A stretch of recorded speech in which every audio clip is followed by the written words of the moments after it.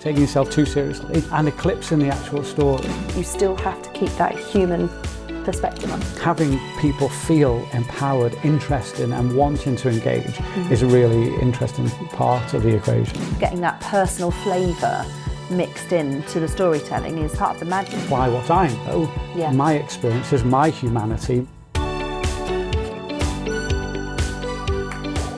A real storyteller does not take themselves more seriously than the subject. They have to be kept in an orbital step. And that is a line from my guest today, and I have been thinking about it ever since I first heard it, because it's such a simple way and yet it says so much about how we communicate. So this month on Social Media for Business, we are exploring creativity, storytelling, and the art of weaving imagination into content. Not just the lighter, playful side of social media, but how the same creative energy applies to the weightiest, most important issues. And my guest today has spent his career doing exactly that. He is the founder of the Seafarers Happiness Index, a maritime thought leader, a fellow of the Royal Society of Arts, a writer, a campaigner, and someone who has never once lost sight of what the story actually is for. So please welcome to the podcast today, Steve Jones. And we are here actually recording an in-person podcast. So you are the first in-person Social Media for Business podcast guest ever. It's good to see you. I feel like we should celebrate this. So Steve, I'm going to start off with the first question. So a real storyteller generally does not take themselves more seriously than the subject. That's something that you said to us originally. They have to be kept in orbital steps. So I wanted to ask, could you share a bit more about your thinking behind that? Well, this is one of those examples of where you've forgotten what you've said in the past. So that's the first lesson for anyone to learn. Yeah. You can sound as clever as you want, but it will come back to you at some point. I think when we're trying to create stories and we're trying to explain things, to set context, to give a reason to care about things, it can be a danger of you fall between the two stools of, as I say, taking yourself too seriously and eclipsing the actual story. It doesn't come across as authentic. It doesn't come across as really how you would tell someone else something. Yeah. So if you kind of have to have that relationship between what you have to tell people, but that authenticity as a person actually telling them. And I just had a similar conversation this morning about the conversation when you're in person as well, and actually it's translating that down into written form. You do that really, really well. Do you think that most brands are more focused on how they look rather than what they're actually saying? I think there's always a danger in that. And again, I guess, having those kind of relationships between how seriously you take something, and again, and what you're doing and how you do it and all the rest of it. There has to be that relationship, the touch point between them, because they have to be on parallel tracks. If one's too far ahead of the other, then you just lose credibility. There's no solidity to an actual story of a brand, of an organization, of a person. You have to have some to and fro between those two touch points. Otherwise, you just run too far ahead. Things are taken too lightly, or they're not taken, Yeah. So I think that's really what I was meaning by that. And it can also discredit sort of you as a person as well if you don't get. It's like a sweet spot, isn't it? Yeah. Obviously, AI is a hot topic. Everyone's talking about it, and I genuinely am not always weaving AI questions into it now because I think we are talking about it a lot. But you did say that there is something that you do with AI that's actually very reassuring, because I think when you're trying to tell a story, a brand story, and you're unsure, and I think that does hold a lot of people back because they are unsure and they're not sure what they want to say or if it's going to come across well. Yeah. You do something with AI, don't you? Well, it's there.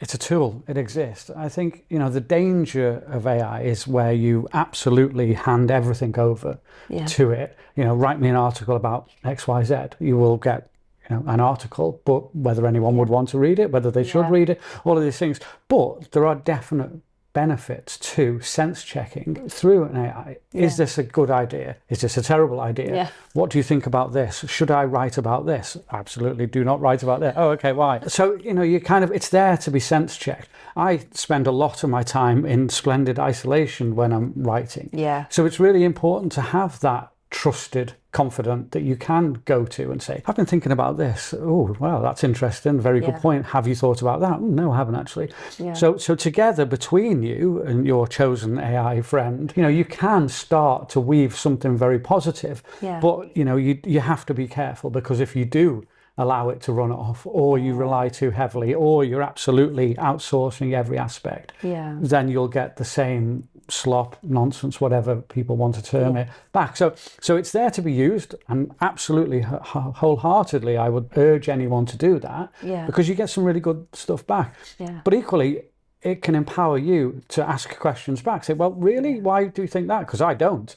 Well, here's the 15,000 different reasons why you should. Oh, okay, maybe. So it's there as a tool to be used. And you know, I definitely, in the early stages of writing something, I will definitely run it through some kind of sense check and hope that, you know, there is that thread that runs through it that I can take then and apply what I know, my experiences, my humanity, my, you know, actually having seen, smelt, touched and sensed these things into something that's valuable, whereas, you know, you have to be careful. You need the human element to oversee it and make sure it doesn't go wayward and take over the world. Also, what I quite like at the moment is in the early days of AI, it would just, yes, you are right, and it would just be very agreeable.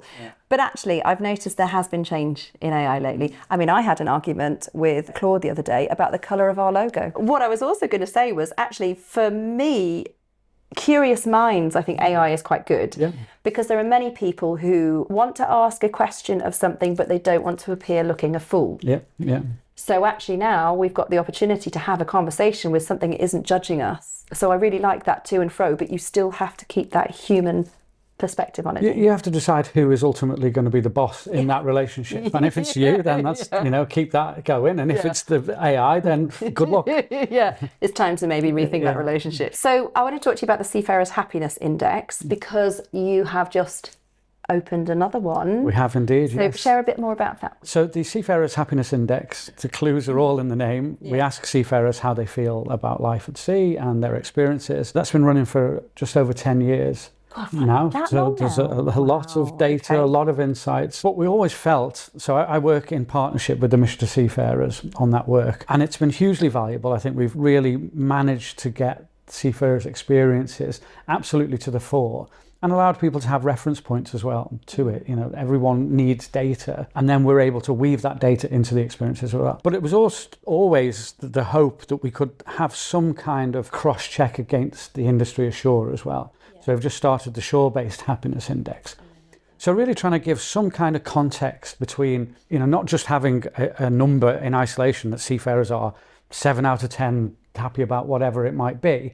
Well, what does that feel like ashore? So we've tried to make as comparable a set of questions that can be applied across the two, and we start to see, and it's only been running for a couple of weeks now, and already there's really fascinating insights in the data coming across. The issues like fatigue in the office, issues like difficulties in getting mental health support ashore. We know it's been a problem at sea, but we've actually got a lot better at that. But ashore, there are people struggling in various parts of the industry. So all of a sudden, we're able to talk about them as well. Another part of this was really to get into the retention issue of seafarers, because, as I know myself, you do so long at sea, and there's an almost inevitable, inexorable pull ashore. That is what most seafarers' careers end up.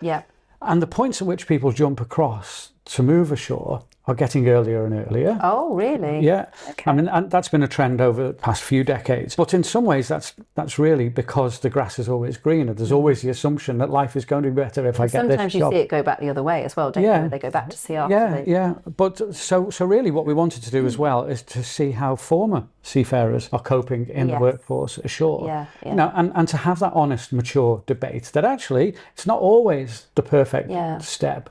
So really, it's just given us that sense of where the whole industry is, and we can start to hopefully as well build some empathy between the two, to re-engage the relationships between them, so that seafarers do understand a little bit of the pressures that are facing the superintendent or the marine manager, whatever it might be.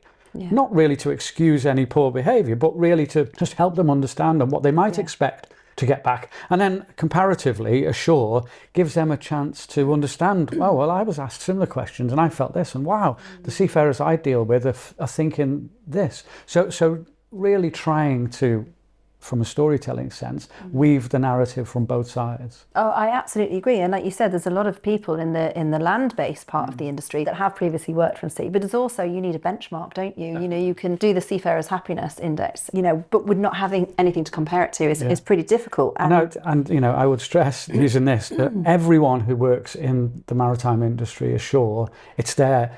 The drop downs of different roles, etc. So marketing people, comms, etc. Please, you know, do share. So we all really need to get on that and Definitely. answer it, because that was something that you said to me in our catch up, was actually not everybody enters the Seafarers Happiness unless they've got, sometimes it's more common to complain about something. It is, and that is. So it can be a little bit skewed. So actually having positive comments is really helpful as well to get the right benching. Benching? Would that be the word? Well, it is now. But you also talked about weaving that in as storytelling, because actually that's quite when you do have quite negative or sort of heavy comments that you have to deal with or see, how do you weave that as a storytelling content? Because storytelling isn't specifically about positive stuff. It's about both the light and the shade, isn't it? So how do you do that to pull people in so they understand the sort of the darker thing? I mean, the honest answer is it's really difficult. You want to be that trusted middle ground. You know, people are giving you their views. And you can't colour it one way or the other. You have to try to keep that consistency. One of the problems we've had, and we have been criticised for it, is, there's always such a negative view. Even if the numbers are kind of high, then the actual narrative doesn't reflect the numbers. It's just, you know, people dissatisfied. And the problem with that is that, as you've touched on there, that in the main, the people who spend the time to share their views do it because they're unhappy. So that's in the main what you get. So, you know, it'd be great if more happy people did share, but that's not the reality. And also as well, it's understanding that the role of the Seafarers Happiness Index is to give everyone a voice. It's not just the seafarers who work for the best companies. They have systems in place where they're asked constantly how they feel, you know, what's their reality, how are they coping, all this. This is really for the rest of the industry. And there's so much, you know, the strata within the shipping industry is vast between those absolute blue chips, the names that we could all spin off probably the same list if we wanted to. But you go down and the drop away in the standards can be quite dramatic and certainly steep. And a lot of the seafarers working for those companies don't have the opportunity to ever share their views, to have their voice heard. So in some ways, yes, the positives need to be told as well. And I'm a very passionate advocate of seafaring, of the profession, of going away to sea and learning amazing things and getting skills to come back with. Fantastic. I'm utterly about the industry, but not to the extent where you should ever be blinded and not have the voice of seafarers and their real experiences come to the fore. So there is a balancing act, and as I say, I'm more than happy to hear the positives, and we do try to capture them. It just, the reality is that so often it's not the case that people do share. Yes, and they often share it on social media because it's an opportunity to have a voice, actually. Yeah, I mean, what we try to do as well within the index, it's you know, it's one thing people lashing out on social media, etc., or using whatever tools they want, but hopefully applying some kind of pragmatic view to help industry get better. So it's not just a load of moaning over here about this, or people dissatisfied here about this. It's, well, what can we do with this? What are the missing pieces to make life at sea better? That's what we try to tell the story of. And you thread that through all of your comms, generally speaking, and you just do it in such an imaginative way, because you pull the stories out from those incidents or the concept or the issues. And I've seen you do it, but you've done it with your personality and flair, which I think is really key, because like we were saying in AI, you know, you can sound very generic. I think sort of getting that personal flavour mixed into the storytelling is part of the magic. I mean, LinkedIn was, and it is still being used as a company broadcast channel, but it doesn't really work like that anymore. And we were having this conversation and we were talking about the people behind the brands, and how actually the really switched on brands are recognizing that actually the people of the brand are really the power behind their voice. And so we then started talking about the storytelling of that, and actually how do businesses empower their teammates to build their personal brand and their own personal storytelling, because everybody in the company is coming from a different angle, right? You've got your finance, you've got your sales, you've got your marketing, you've got your operations. They're all looking at the company from a different perspective in their day-to-day, and they can really weave that storytelling element to get a big full picture of a brand and make the brand content fly and stuff like that. I wanted to ask, what could a company do really to support their team to help pull it? Because you've done that for other people as well, haven't you? Because you also do crisis comms, which we're going to touch about in a minute from that perspective. Well, I think that a huge test of any organisation is whether they're telling the truth. And you can test that by, our people are our greatest asset. Okay, well, are they? Yeah, definitely. Do you empower them? Do you give them a voice? Do you encourage them? Do you support them? Do you want to hear their voice? If they're not, then you'd have to question whether the original statement actually stacks up. So it is about that. You employ expertise, you employ personalities, you employ people to come in and have something. And I think translating that across into a mechanism that can talk about things, that can apply that expertise, that, it might not necessarily be about a specific part of the business, but if you're starting to see these really positive, interesting, engaging aspects of personality coming out, I don't know about you, but certainly to me, it makes me think, that's interesting. That must be a good company, because they wouldn't have good people if it wasn't a good company. So all of a sudden you are, elevating that through the freedom, the trust and the respect given to employees. It can go wrong. Yes. So, I haven't experienced that. You do need to set kind of, the parameters,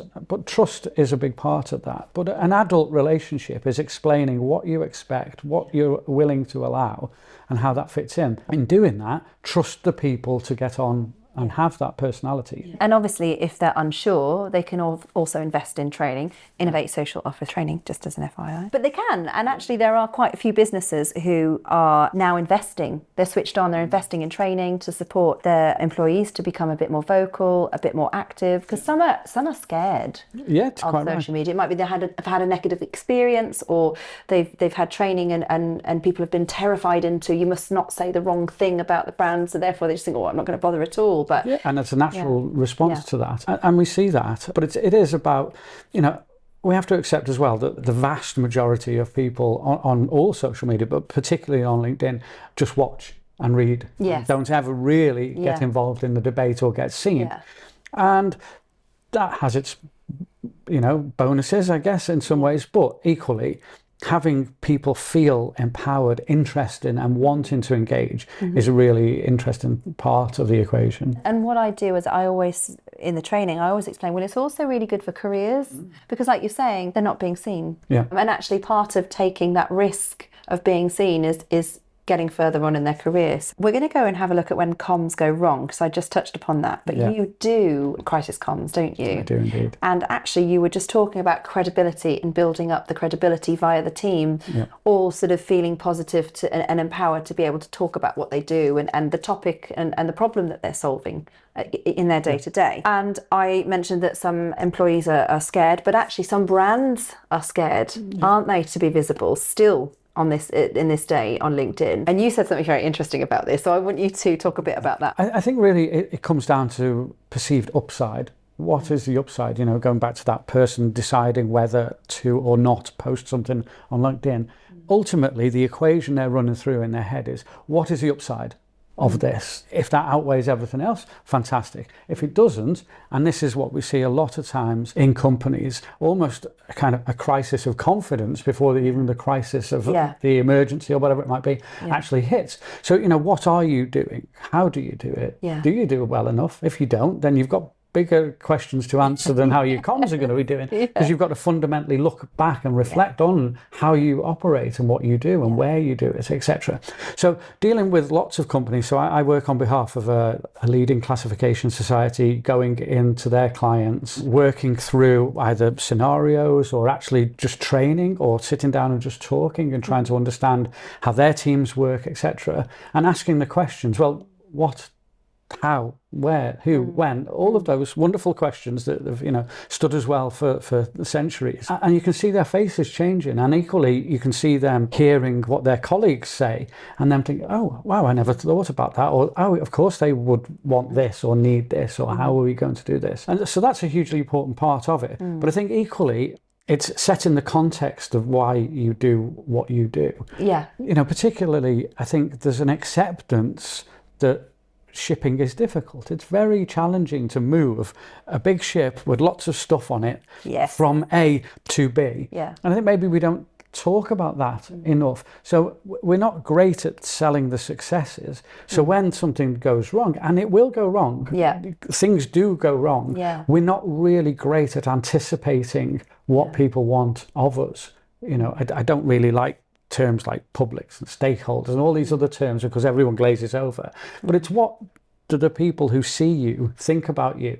And if the first time they ever see you is when your ship is up on a beach, or when there's oil surrounding it, or when there's the seafarers suffering, then of course they're going to have very negative. There's no built-in, shock absorber within that, and people don't deal well with shocks.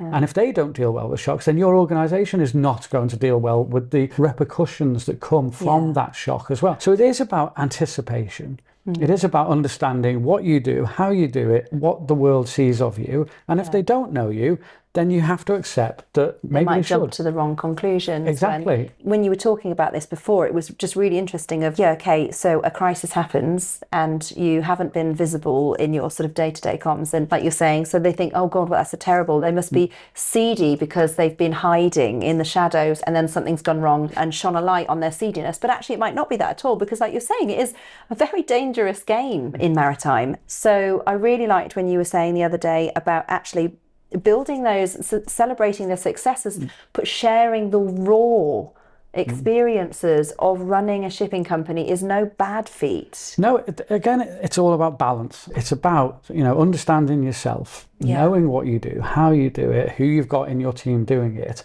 and just getting that right kind of, again, balance of how you communicate, how people see you, how they perceive you, and then using that to your best advantage, because things do go wrong. Every company has something go wrong to some extent. I think one of the real challenges for the maritime industry, for shipping, is that we often are always seemingly learning things for the first time. So many of the things happen time and time again, but we're not very good at learning from others, even within our own companies. All of a sudden you strip out some corporate knowledge over maybe a 5-year period and you're learning again for the first time. And I think that's a terribly tragic position, almost a stupid one to be at. You've earned knowledge through the hard yards. So if you let that evaporate, if you don't practice it, if you don't put it into practice, then what was it for? Yeah, agreed. If something does go wrong in a story, how is the best way to respond to it? Is it open and human, or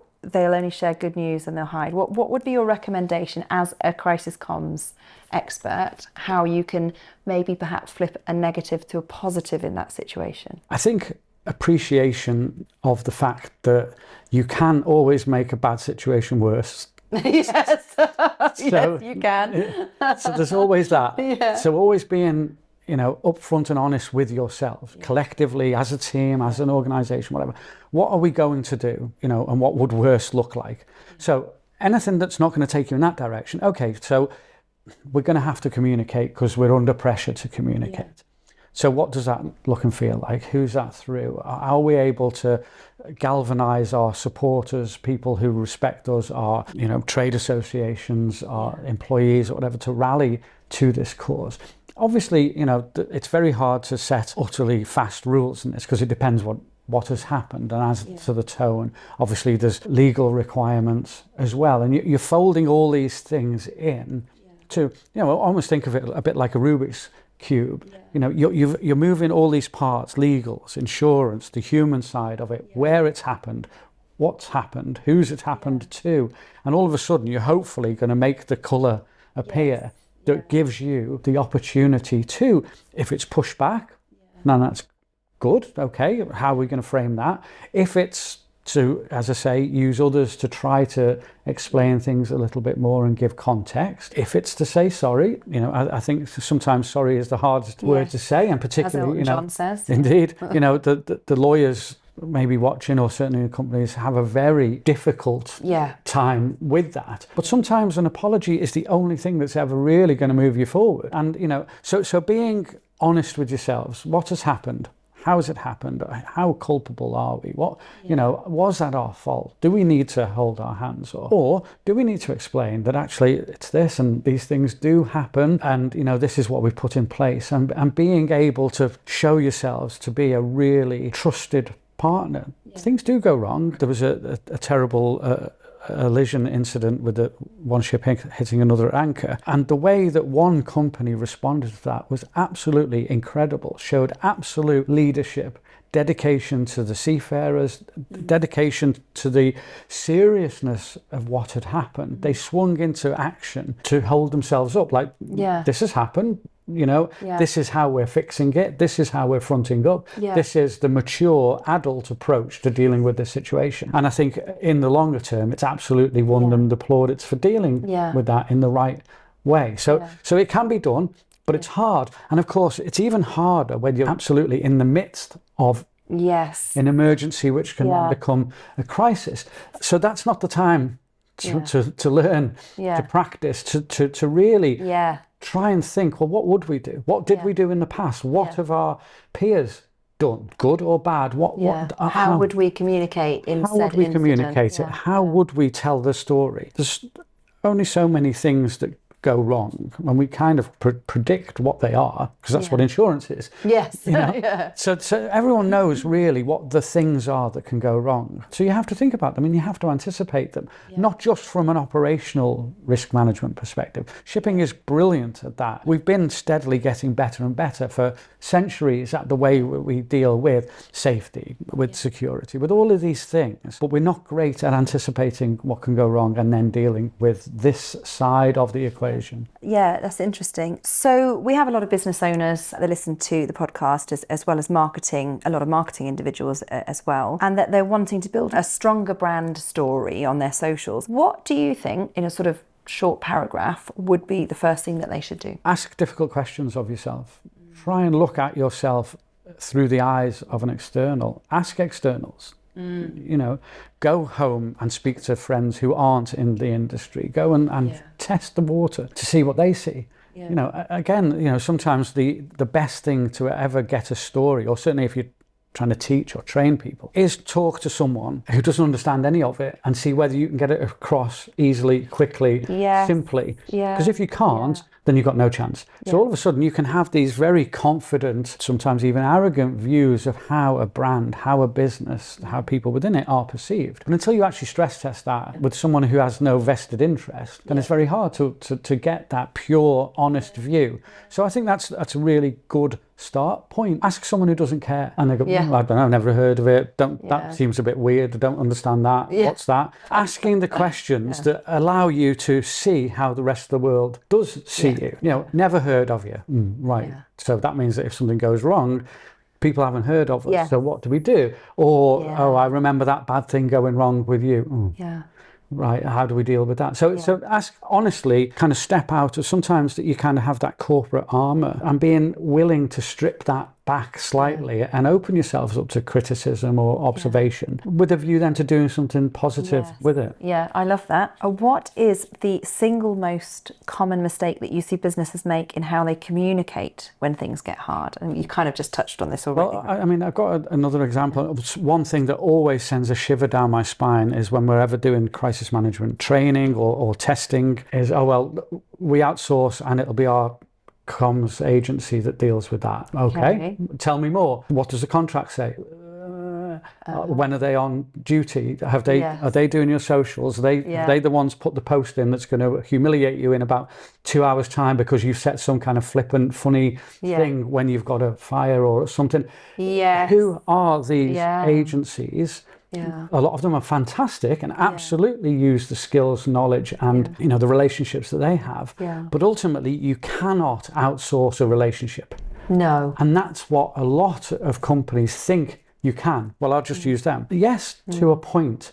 Yeah. But where does that point end? Yeah. And a lot of organizations, I've spoken to, don't really know, honestly, where that relationship ends or begins. Yeah. They just have this blind hope that the white knight is going to ride in and it's going to be the comms. Somebody else will fix this. Someone else is going to fix this, and we pay them a huge retainer and they'll be brilliant. Yeah, totally. Use them. It's a very important shield in times of crisis and stress. But equally, know where that relationship honestly sits. And also, as I say, you can't outsource, and you shouldn't outsource relationships. You have to have the relationship as a person, as an organization. Yeah. So have that expertise, have that there to calm you, to be an important, vital resource, because they are. And I know some absolutely brilliant companies that do amazing things, but equally don't expect too much, and absolutely understand. And a lot of them, you say, okay, who's the crisis manager? Oh, this company. Okay, who is the account manager? Who would you deal with? Yeah. Pick up the phone now. Yeah. I don't know. I haven't spoken to that.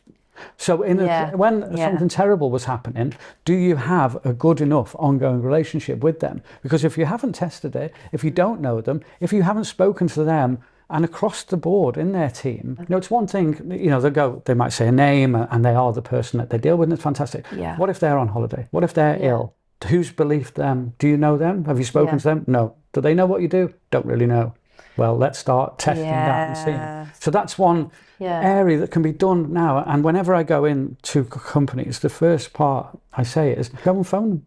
Send them an email, say you'd like to have a meeting with them to discuss what you do, and just have a lunch and learn session or something. Oh, we're going to tell you what we do. There's no organization that gets paid a retainer is going to say no from the start. So they'll say, sure, we'll all sit in. And by the end of that process, everyone knows each other better, which can only be good in the times of crisis. Yeah, it is all about the relationships. And also what you were talking about in terms of you need to recognize that you still have a part to play, even if you have outsourced something. Those agencies do still need you to work with them. It's not they are working and you don't need to do anything. That's not the attitude at all. It's still a joint effort. Totally. Absolutely. So what is the story that you're most proud of, and what made it work? Well, I mean, maybe I haven't told it yet, but hopefully I will. There's been a lot, and across different sides of the various roles or engagements that I have. I think going back to some of the negatives that seafarers share, there's been problems that have emerged through seafarers telling us issues like not having access to drinking water, food running out, etc. And being able to really highlight that and getting exposure in the media, being able to show people that actually when you strip, again talking about the strata within industry, as soon as you drop below a certain level of the good operators, it gets pretty bad pretty quickly. And being able to tell that in a uniform way that gets the attention, gets the motivation for change across the board. So I think that's certainly one side that I'm very proud of being able to tell. Conversely on that, I'm involved in something called the Seafarer Pledge, which is basically trying, initially in the UK, and hopefully it'll roll out, but to get people to recognise, celebrate, value and support seafarers and how important they are. So that's a project that's ongoing at the moment, which I think is going to be hugely influential, I very much hope. And kind of the one thing that keeps coming back to me, because it made my grandmother proud, was when I was quoted in Time magazine. Oh, fantastic. And that was back in the dark days of Somali piracy. A lot of the US naval ships were blasting out Britney Spears at pirates with various devices that hurt the ears and all the rest of it. Wow, okay. And a journalist was asking what I thought about this, and I flippantly said, well, I imagine playing Justin Bieber would be against the Geneva Convention. And I didn't think anything more of it. And it just absolutely went viral. So it was everywhere. It was in so many newspapers, Time magazine. I was getting phone calls from like US breakfast shows on the radio and things to come and talk about it. Really? So all of a sudden, what was a bit of a naive throwaway line that I probably shouldn't have said, but all of a sudden, there were people getting to hear about the problems of Somali piracy who'd never given the slightest bit of interest to it or at any even point. knew about Yeah, it. so all of a sudden, I guess that's the one that really resonates, and I think, Yeah. So every time I get my reminder on Facebook of the Time magazine quote popping up, that's a nice thing that I'm quite proud of. I love that. Thank you, Steve. Pleasure. So my takeaways definitely from this is be prepared. Don't be silent before crisis comes. Actually, just celebrate the wins, be human, and invest in your people to help your brand tell the story as well. And that's it from the Social Media for Business podcast. Please do remember to like and subscribe if you haven't already. And of course, if you know somebody who might find this interesting or helpful or really enjoy what our guests like Steve have provided today, please also share this with them. That would be really helpful for us. Thank you. And the next one that we will be doing won't be in person, sadly, in sunny Greece, but for anybody out there who has been in Posidonia, we hope you had a good time. And that's it from us.